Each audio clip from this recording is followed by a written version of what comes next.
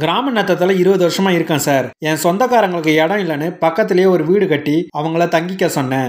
இப்போ அவர் 12 வருஷத்துக்கு மேலே குறிப்பிட்ட இடத்துல இருக்கிறதால அந்த இடம் அவருக்கு தான் சொந்தம்னு என்கிட்ட சண்டை போடுறாரு. என்ன சார் பண்ணுறது? இப்படி நம்ம கிளைண்ட் ஒருத்தர் அவரோட நிலம் சம்பந்தமாக நம்ம கிட்ட கேட்டிருந்தாங்க. அவருக்கு ஹைகோர்ட்டில் சொன்ன ஒரு ஆர்டர் மூலமாக கொடுத்த லீகல் அட்வைஸை தான் இப்போ இந்த வீடியோவில் உங்களுக்கு சொல்ல போகிறேன். உங்களோட வீடு இல்லைனா நிலத்துல 12 வருஷத்துக்கு மேலே ஒருத்தர் உங்களுக்கு தெரிஞ்ச அனுபவத்தில் இருந்தாருன்னா அந்த சொத்துக்கு அவர் உரிமை கேட்க முடியுமா?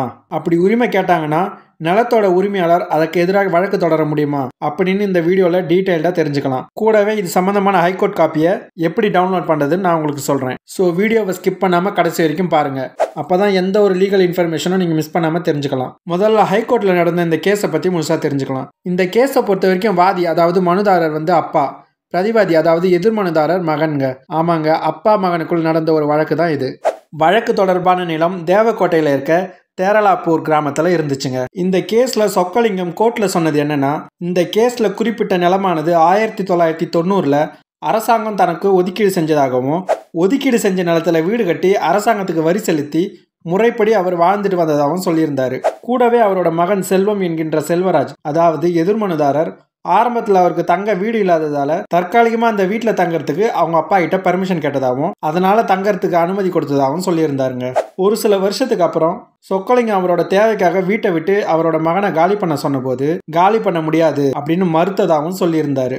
இதனால வேற வழியே இல்லாம தன்னோட சொத்தை மீட்கிறதுக்காக ரெக்கவரி ஆஃப் பொசஷன் கேட்டு நீதிமன்றத்தை நாடியதாகவும் கூறியிருந்தாரு.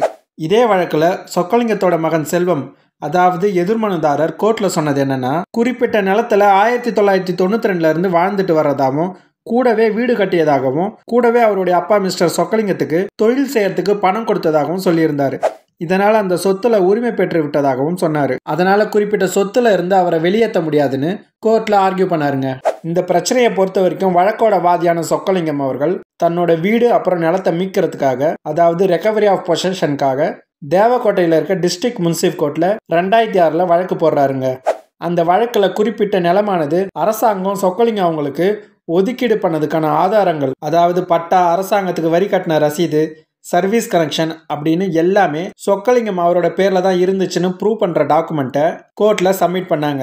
கூடவே எதிர்மனுதாரரான செல்வம் அவர் கோர்ட்ல ப்ரொடியூஸ் பண்ண டாக்குமெண்ட்லயும் சொக்கலிங்கம் அவர் பேர்ல தாங்க இருந்துச்சு. இது மூலயமா எதிர்மனுதாரரான செல்வம் அவரோட அப்பாவான சொக்கலிங்கம் அவரோட நிலத்துல உரிமையோட இல்ல அனுமதியோட மட்டும் வசித்து வராரு அப்படின்னு தீர்மானித்து சொத்து மீட்பு உத்தரவு வழங்கப்பட்டதுங்க.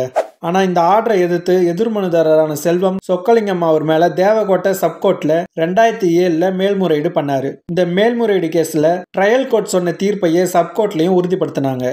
இதனால திரும்பவும் செல்வம் அவர்கள் மேல்முறையீட்டுக்காக மதுரை உயர்நீதிமன்றத்தில் வழக்கு தொடர்ந்தார். அந்த கேஸோட ஆர்டர் காப்பியை தான் இப்போ நம்ம ஸ்கிரீன்ல பார்த்துட்டு இருக்கோம். இந்த கேஸை பொறுத்த வரைக்கும் உயர்நீதிமன்றம் சொன்னது என்னன்னா, செல்வம் அதாவது டிஃபனண்ட் தொடர்ந்து 12 வருஷம் இருந்தாலும் உரிமை பெற்றதாக சொல்ல வேண்டிய தேவையான ஆவணங்கள் அதாவது continuous possession with ownership claim கொடுக்கல. கூடவே அவரோட அப்பா சொக்கலிங்கம் அவரோட அனுமதியோட தான் வாழ்ந்துட்டு வந்திருக்காருன்னு உறுதிப்படுத்தினாங்க. இதன் மூலமா இரு நீதிமன்றங்களின் தீர்ப்பு சரியானது, மாற்றம் தேவையில்லை அப்படின்னு சொல்லி உயர்நீதிமன்ற மதுரை கிளையில செகண்ட் அப்பீல தள்ளுபடி செஞ்சாங்க.